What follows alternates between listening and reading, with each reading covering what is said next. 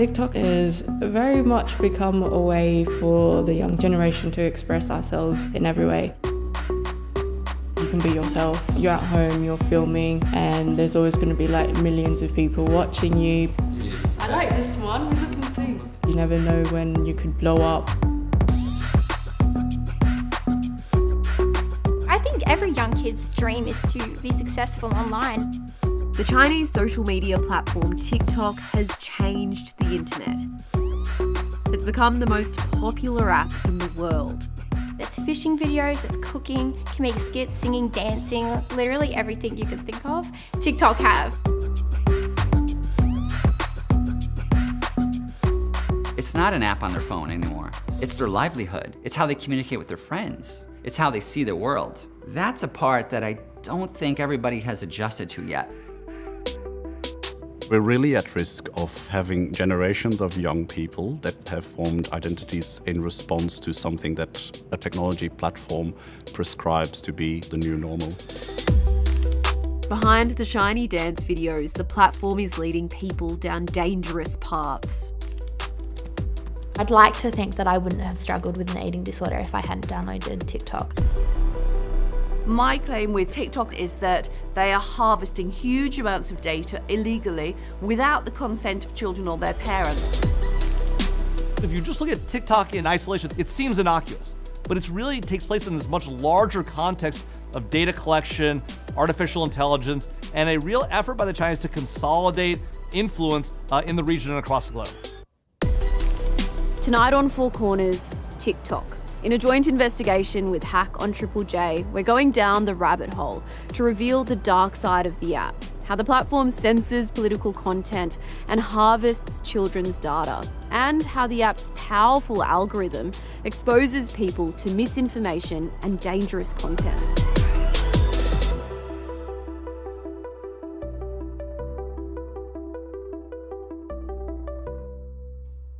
Hi, my name is Rory Eliza. And what? And what do you do? I am a full-time TikToker.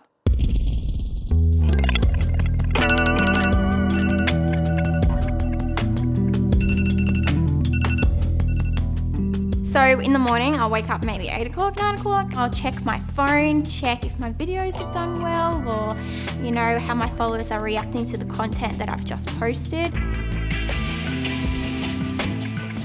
TikTok, honestly, I get so much love on there. It's so weird because that's my biggest platform is TikTok with 5 million followers. It's crazy to think that 5 million people, that's people. It's not just a number. And if you really think about it, it's 5 million people that have tapped that follow button. They're all just so friendly and they're kind of like your family. It's just weird. Like, you don't know these people, but they know so much about you that they treat you like a family member.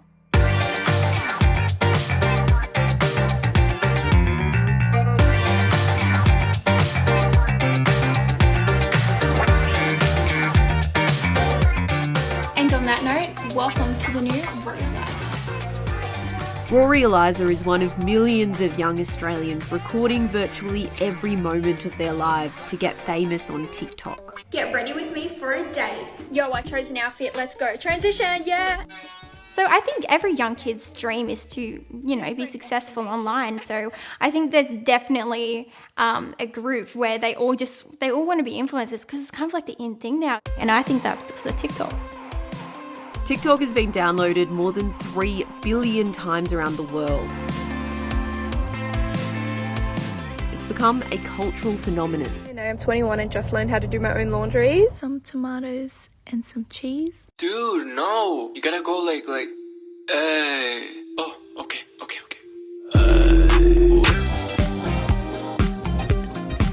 Everything is about going viral. A dance started by someone in their living room and uploaded to TikTok can turn into a stadium full of people performing it in unison.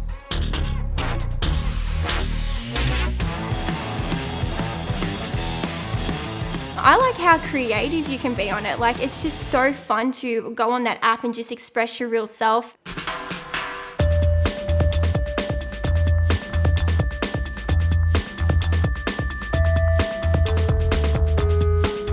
Rory started posting comedic skits on TikTok and her following snowballed.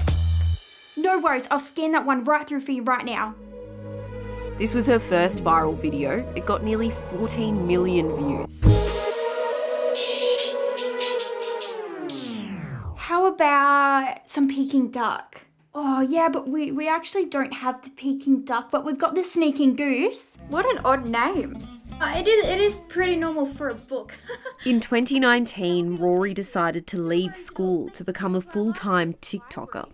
Wait, is this a library? School was just one of those things I just was not good at. Never mind. I decided to leave school when I was in year 11, and I was never there, you know. I was always in Sydney doing meetings or presentations for TikTok, and I just wasn't there. And when I would come to school, I would have no idea what we're doing because, you know, I've been away for heaps of days. No worries at all. Thanks for coming to our library. School, you can go back and do it at TAFE, you can go back any time and do it if you need it, but you may never get this opportunity again, so we just thought it was worth leaving school and pursuing all the business opportunities while they were there for her. No worries at all. Thanks for coming to our library. How do you feel about the fact that 5 million people are watching her content? Oh, it's incredible. It's even when she goes live, there was a time she went live and she had 22,000 people watching her in her room, and my mind goes back to Elton John concert here, and she had more people watching her than we had at that Elton John concert, and it kind of, wow, that's happening in my daughter's bedroom at the moment. It was a bit, yeah, different.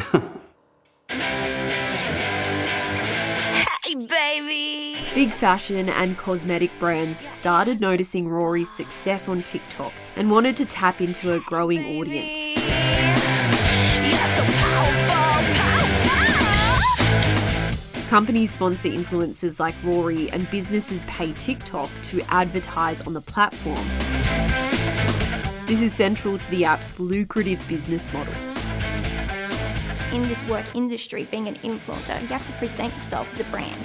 You know, we aren't really people anymore, we're a brand, we're selling products for a brand, so you kind of got to look apart.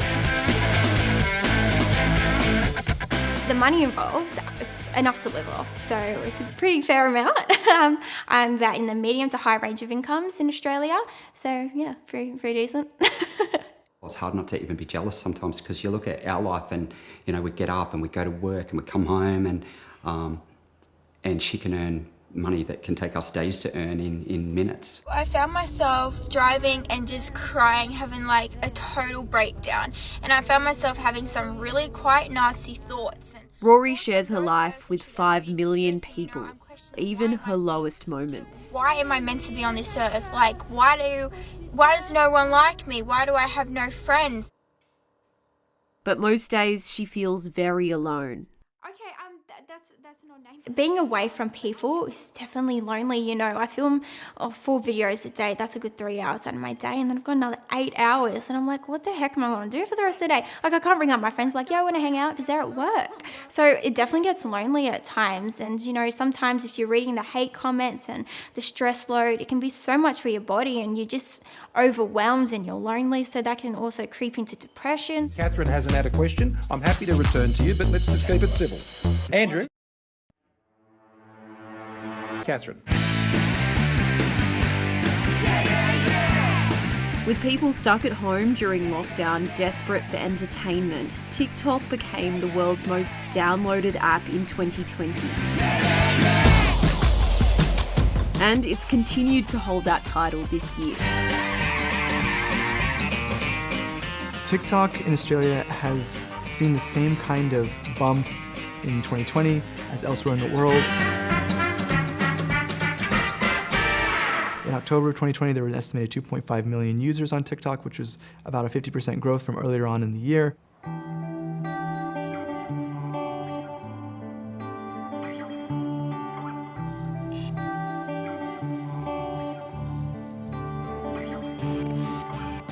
Of the popular social media apps, TikTok is the most addictive. Leaked TikTok advertising data shows users spend an average of an hour and a half on the app each day. You know, it's like 8 p.m. and I'm watching, and then I look up at my clock and it's 2 a.m. And I'm like, where the heck did those hours go? It's because this For You page is so addictive. It's just so spot on. TikTok's algorithm is its most valuable asset. It's designed to determine your interests and send you personalised content to keep you on the app for as long as possible. I went and saw my mama and I went and got my hair done as well. TikTok works by recommending content to you through your activity on the app. So the more that you scroll through the app, the better the recommendations are tailored to your specific interests. Rather than selecting content that you want to watch, like you would on YouTube or on Netflix, you primarily access content through one main feed, which is called the For You page on TikTok, which is essentially just an endlessly scrolling, algorithmically curated feed of videos that refreshes each time you open the app. As soon as you sign up to TikTok, the app starts collecting data about you, your location, gender and age, and also your facial data to figure out who you are and what kind of videos you want to see. Your face is a form of biometric information, and your face can be analyzed to distinguish a range of personality and demographic traits. TikTok collects your facial data every time you make a video or use a filter on the app, and can even access photos and videos saved on your phone that aren't being used on the platform. To understand how an app like TikTok interprets that data, scientists in Melbourne have developed what's called a biometric mirror. So biometric mirror, for instance, is trained by way of artificial intelligence to distinguish how intelligent you are, how attractive, how weird, how responsible, and how emotionally unstable you are. The interesting thing there is, of course, that biometric mirror bases its assumptions on a single snapshot of your face. So all of these assumptions are generated based on the exact appearance of your face at that exact microsecond that the photo has been taken. The TikTok algorithm might read your face and think that you are dealing with a significant mental health challenge. You might be presented with videos that are created by users with going through a similar challenge at that time, and it might really create a very colored worldview for you where it's really hard to deal with your mental health challenge at that time.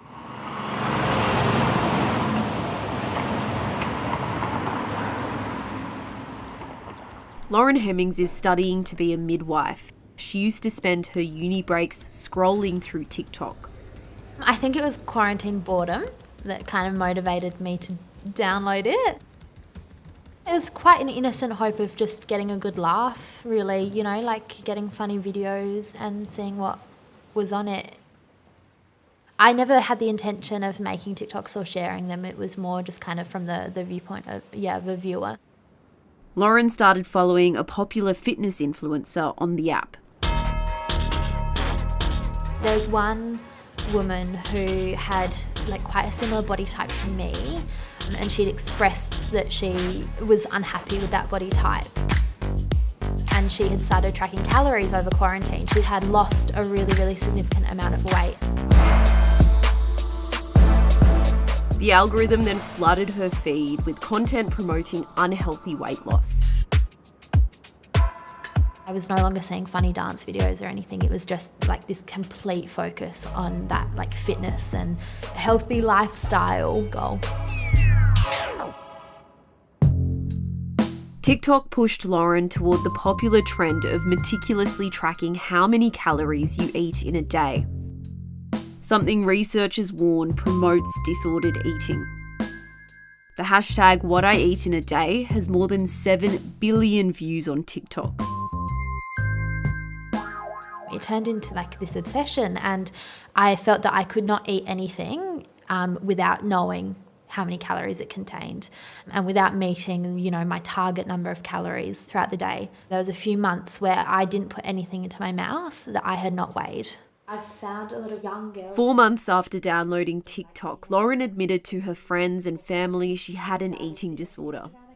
I'd like to think that I wouldn't have struggled with an eating disorder if I hadn't downloaded TikTok. I think, TikTok was the main contributor to the development of that. Young users are increasingly turning to TikTok to find and spread information on how to restrict food and hide their disordered eating from their families. What they do is they actually share content of what they go through and what they've done for the day in the fascination to become thin. So they would share recipes, they would share diet plans, they would share how you need to be disciplined. For someone who's vulnerable and desperate, they would follow anyone's advice. None of this advice is actually good, because some of this advice is, lick a pumpkin for your lunch, but don't eat. Drink a liter of water and you should be fine. I was super hesitant to get on TikTok because I'd heard that it was a really bad space for people with eating disorders, because the algorithm knows everything and then it would curate your feed to be interested in that kind of stuff. Claire Benstead has been in and out of hospital for anorexia for more than 5 years. She decided to download TikTok to find support and to promote her earrings business. You want that support because it's such an isolating illness, and there's so many people in my life that don't get it and don't understand it. Claire says the TikTok algorithm identified she had an eating disorder, and she noticed an immediate change to the types of videos on her feed. So it went from being, my algorithm was, Australian humour and musical theatre humour and all of that kind of stuff, to just being eating disorder content all the time. And as I got sicker and I got more obsessive, all I could do was just flick through my phone and look at this footage. I spent hours on it and just fixated on it. I wasn't recovering at all. I was actively relapsing. Claire was admitted to hospital. As part of her treatment, her psychologists worked with her to remove the toxic content from her TikTok feed by unfollowing accounts and reporting videos. How long did it actually take you to get rid of that eating disorder content from your algorithm? Ages. Pretty much being in hospital, so probably 2 months it took me to change the algorithm. When you're kind of scrolling through like this. Even while Claire was showing me her cleaned up TikTok feed, videos about eating disorders began reappearing. There we go. Here's one right now. Just every 5 or 6 videos. And so I'm in a good spot that this doesn't trigger me. So even though you're saying not interested, it's still coming up? It's still coming up. If you report TikTok videos, the company says its moderators then decide whether to ban them, which in turn is supposed to teach the algorithm to stop featuring them. I just say that I'm not interested in it. TikTok's policies say the app bans content promoting, normalising or glorifying eating disorders. And you can say that it's offensive. But when users like Claire have reported those videos, they were told they don't breach any guidelines. You would think that, something this serious, and it's got the highest mortality rate of any mental illness, you would think that that would be something that you could report, because it is promoting those behaviours and it's making it worse.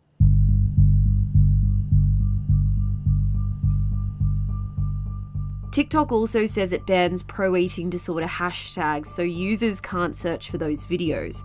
And if they try to, a number for Eating Disorder Support Service, the Butterfly Foundation, automatically pops up. But users find ways around it. But the issue is now that it's ever evolving. Like, there's a hashtag now that people with eating disorders use, and you would never guess that it was an eating disorder hashtag. Like, it's after a famous singer. They're just changing them to be completely irrelevant from what an eating disorder is. And so it's so hard to escape now, and I think it's really hard for TikTok to keep up with it all. There are mechanisms in place to screen some of that content, but a lot of it is also reliant on human moderation. And when you consider the amount of videos and the volume that is being uploaded to TikTok, it's a very difficult task to imagine human moderators can catch everything.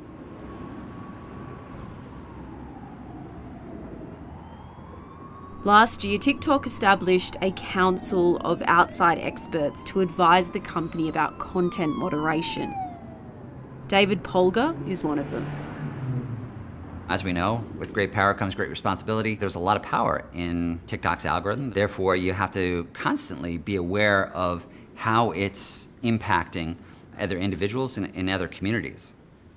I think comparatively speaking, TikTok has done a pretty decent job with being more reflective on rabbit holes and how that can affect individuals. But at the same time, you're dealing with human behavior. You're dealing with bad actors. You're dealing with major differences of how people define appropriate versus inappropriate. And we have this tricky kind of balancing act that's constantly happening. TikTok's business model is built on creating a fun, glossy, and glamorous version of the world, and the company's been found to strictly control content that doesn't fit with that image. In March last year, TikTok policy documents were leaked, showing content moderators were instructed to suppress posts by creators considered ugly, poor, or disabled. The document said videos including people who are chubby or obese, with ugly facial looks like too many wrinkles or facial deformities, and other disabilities should be excluded. TikTok has said it no longer engages in these practices. I don't want to admit it, but looks have a lot to do with it. And, you know, we're all secretly a bit vain. As much as you don't want to admit it, you go for looks over non-looks, you know. So I think looks definitely have a lot to do with it. And if you look at all the really big-time influencers, they're all beautiful. Like, if you look at all these influencers, they're all stunning, like nothing wrong with them. So I think looks definitely have a lot to do with it.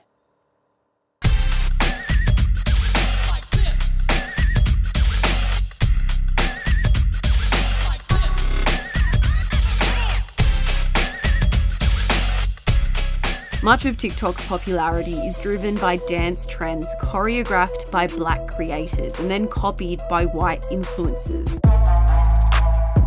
But black content makers say that the platform actively discriminates against them. I think it's high time we let black women on this app also be famous for doing the bare minimum. Like, I should be able to just sit here in silence and let y'all look at me, and the next thing you know, I have 1 million followers. Petition for black people for the rest of April to stop talking. There have been instances of black creator-led mass walk-offs from the platform called blackouts, where on a certain day, black creators will stop using the platform or will urge other creators to leave the platform because of TikTok's inaction and failure to respond to or engage with some of the criticisms and the discourse that black creators have raised. So if the company continues to be reactive and responsive rather than proactive and really meaningfully engage, then these issues are going to continue to occur. Often it makes me quite furious, I guess, because it's like these black creators, they got talent, they're out here dancing and showing what they're capable of. So it's kind of very much disappointing and hard on us when we're out here expected to have all of these in order to get the views, in order to get the likes and shares, but no matter how much we try, we're just not going to get that.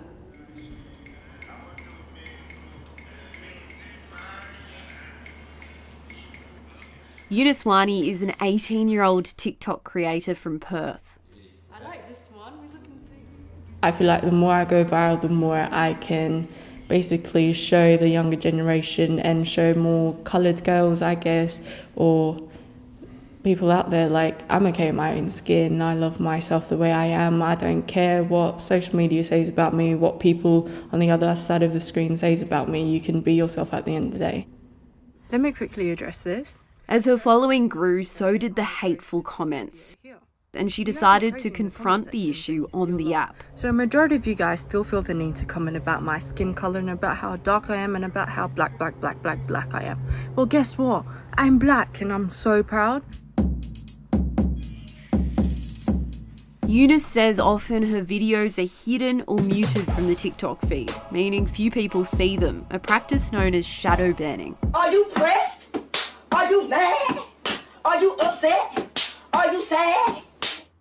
Sorry, what? I guess you tend to get a lot of shadow bans for speaking up about stuff such as racism stuff. You could mention one word, black, say all of this, and your video could get shadow banned. When you post a video, the video it's on the app. It's just you're not going to get any views for it. So you can see it, it's just other people can't see it when they go onto your account as well. So it's up there, it's not going to get any views.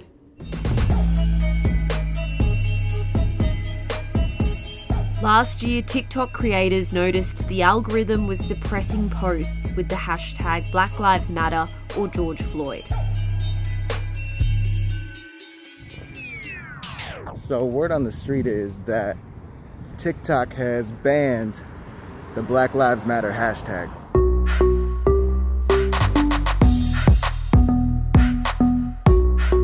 One of those creators was Sydney man Paniora Nukunuku, who had created a video using a pool table to explain the Black Lives Matter issue to Australians. This is a White Australia table, and they pretty much had 200 years head start, and they established everything in the country, so their break looks like this.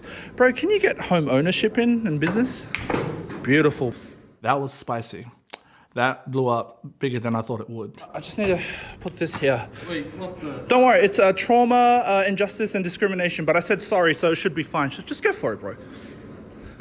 It was the biggest video at the time that I've done. I think you're just being lazy, eh? I don't know why. Oh, I do know why. Because it was good. I shouldn't look at the camera, but I'm just really proud of it now. Using these two cue balls, I'll explain to you. That resulted in my account getting banned for like 7 days. I don't know why. They claimed that my video breached community guidelines, which is extremely vague because there is no swearing, there is no explicit language, there's no nudity or explicit like sexual stuff, none of that, and my account got banned. So Black Lives Matter is trending on TikTok, which is ironic considering how much time TikTok spends silencing the voices of Black creators. TikTok apologised for suppressing hashtags referring to Black Lives Matter, blaming a glitch in the algorithm. Let's take a moment of silence for this man. The company responded with a new initiative for Black creators called the TikTok Black Creator Program.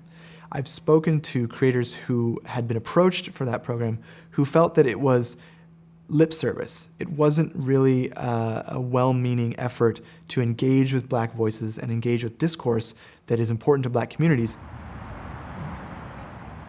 Paniora has more than 180,000 followers on TikTok.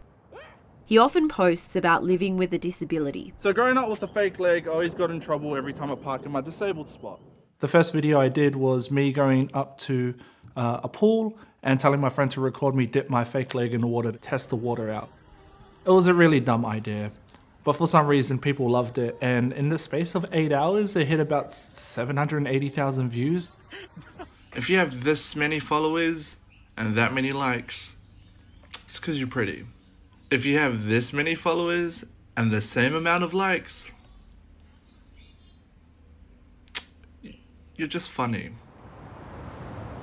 Paniora ran into trouble with the TikTok censors when he posted a video of a confrontation with someone who was telling him he shouldn't have a disability permit. So this old lady had the nerve to ask me if this is my disability card. This. I wonder if this is enough, The video was taken down. TikTok said it breached the app's community guidelines. Paniora appealed and it was put back up, but he's had other videos about his disability removed as well. The video got taken down and I didn't even know it until I looked back at the hashtags and started to see which videos that I've done have like made it to the top, and that wasn't there. I appealed it. I don't know why that was taken down. Don't ever do that again. Do I feel like TikTok's being racist? I don't know. Has TikTok been hit up in the past around their moderators being told to limit the exposure of disabled people and ugly people? Yes, they've been called out on that. Is this happening again? I hope not, but it definitely feels like it has. We know that to decolonize Palestine means also to decolonize... I'll follow you, keep moving, we'll get some shots. In May this year, Paniora posted a video from a pro-Palestine rally, but TikTok's algorithm flagged it and it was instantly taken down. Other creators posting TikToks about Palestine have said they've experienced the same thing. When TikTok started removing my videos about the protest in regards to the Palestine situation, I was furious. I was like, why? There is nothing in these videos that would justify like a removal. There really isn't. One of the big problems with TikTok and the unique nature of its opaque algorithm is that it's very difficult to understand or to recognize when censorship is taking place. People came together. So it is possible for content on the app to be promoted or demoted without anyone knowing. I'm so sick and tired of every social media platform silencing Palestinian voices. But we also see evidence of how content moderation that takes place in China, how that type of thinking is still applied to TikTok outside of China. TikTok is owned by Chinese startup ByteDance, which is believed to be worth more than $250 billion. It's heavily regulated by the Chinese government, and there's a Communist Party internal committee in ByteDance, which ensures the party's political goals are pursued alongside the company's. We have to be extra concerned about how apps like TikTok can be used as a vector for censorship and surveillance. The Australian Strategic Policy Institute did the first academic investigation into censorship on TikTok, concluding the company actively uses the algorithm to hide political speech it deems controversial. The research was funded by the US State Department and found anti-Russian government videos, as well as hashtags about LGBTQI issues, and the mass detention of Uyghurs were among those being suppressed. The company has cooperated with public security bureaus all throughout China, and including in Xinjiang. And that means that they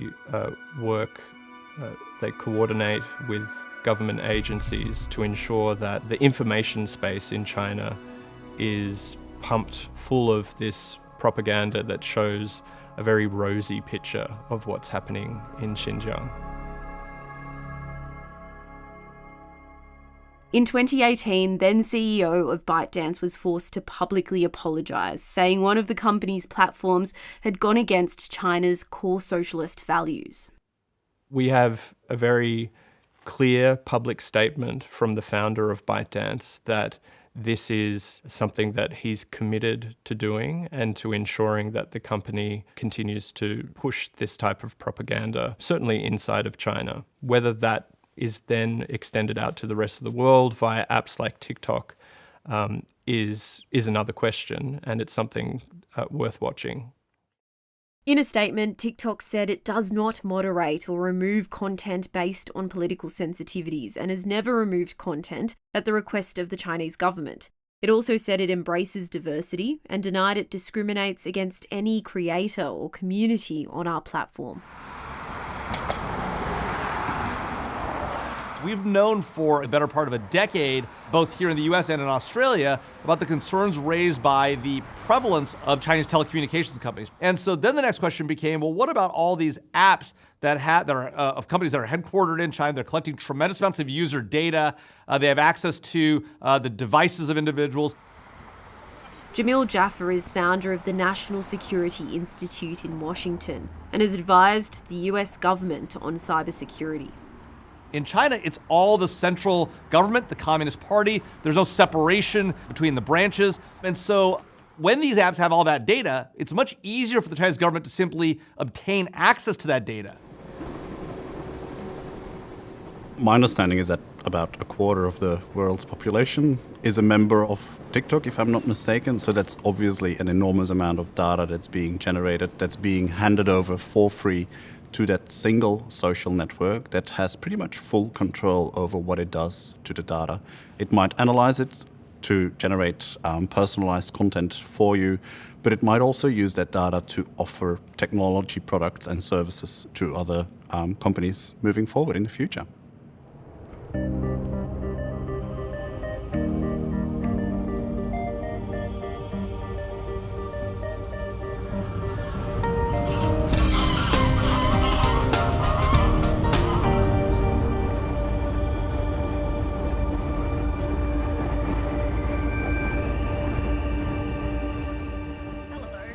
In Sydney. How's it going?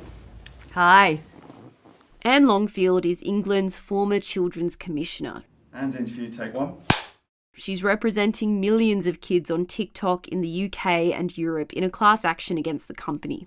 My claim with TikTok at the moment is that they are harvesting huge amounts of data illegally without the consent of children or their parents. And they aren't giving the right level of transparency about what happens to that data or actually what that data includes. Almost a third of TikTok's Australian users are under 14. Lawyers say TikTok takes personal information like phone numbers, videos, locations, and facial data from kids without their consent, as well as the photos and videos recorded using TikTok but not uploaded or saved to the platform. Given the level of data and the lack of transparency around there, it's difficult to imagine that this isn't just a kind of information gathering service which is thinly veiled as some kind of enjoyable platform which appeals to young children. So the real incentive here, when you look at it in really cold terms, seems to be to gather as much data as possible to really be able to monetize that. TikTok's already been fined millions of dollars in the US and South Korea for harvesting children's data. The company restricted app access for children and has taken down millions of underage users' accounts. There's been no legal action in Australia.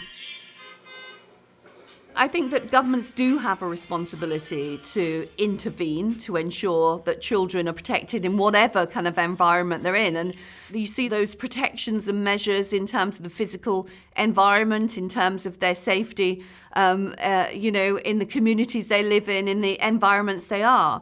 But it hasn't always been the case online, and some governments have struggled to see what that means. If the case is successful, TikTok could have to pay children from the UK and Europe billions in compensation. TikTok is fighting the case. In a statement, the company said privacy and safety are top priorities for TikTok, and we have robust policies, processes, and technologies in place to help protect all users, and our teenage users in particular. We believe the claims lack merit and intend to vigorously defend the action. The US government is reviewing TikTok and hasn't ruled out a ban. The real question you ask is, what about the national security implications? So, okay, yes, a lot of people are using it, right? But why does that matter? And it matters, I think, because of the access it gives you to this large amount of data. You never think about the Chinese government in Beijing having videos of you in your home, outside your home, at the park with your kids, knowing who your kids play with. I mean, that's what they have now, potentially, with this data set. We've seen now 2 consecutive presidents sign executive orders making clear that they are very concerned about the national security implications of TikTok's data collection, as well as the impact it has on the privacy and civil liberties of Americans.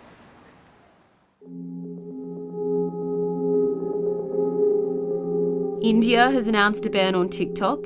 And in July last year, Prime Minister Scott Morrison ordered a review by intelligence agencies into the app.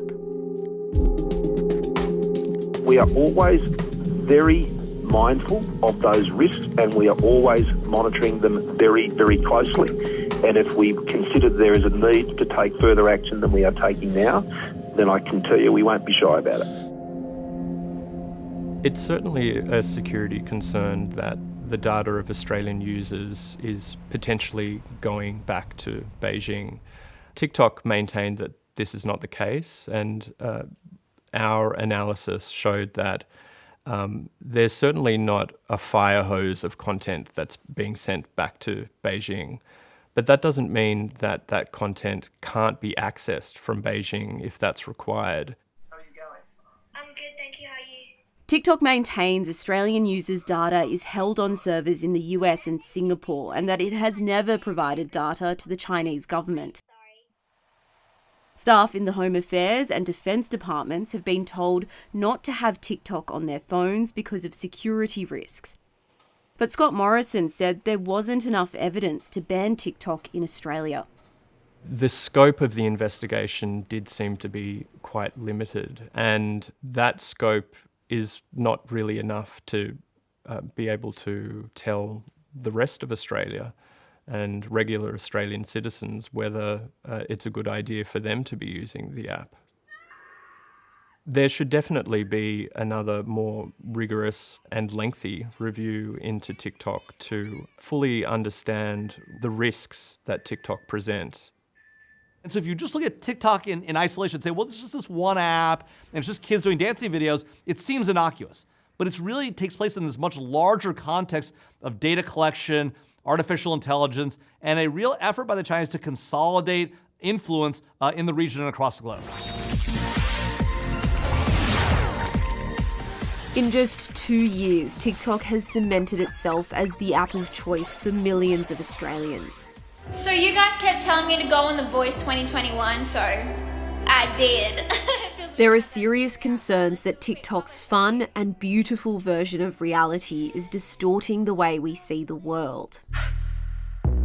And questions about whether its users understand the risks.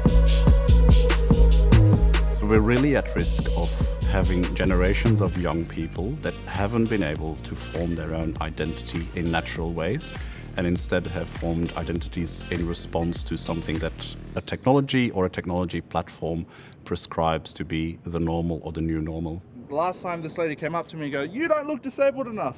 And I look disabled enough? I understand that TikTok is trying its very best to make the platform palatable to everyone by just having fun dance videos and lip sync videos.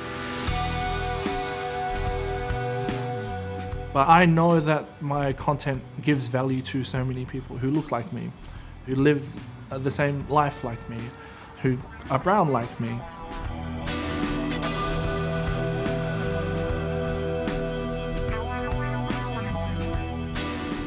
I ended up cutting off TikTok like after a few months, but even with that, like it still left me with the eating disorder, you know, like TikTok kind of led to the development, and then it has taken a really, really long time to fix that. TikTok isn't out here to help people. I don't think it's come into the world with this intention of helping people. If they're going to make money off of something, then they will make money off of something. I think they maybe need to realise the impact that is having on people.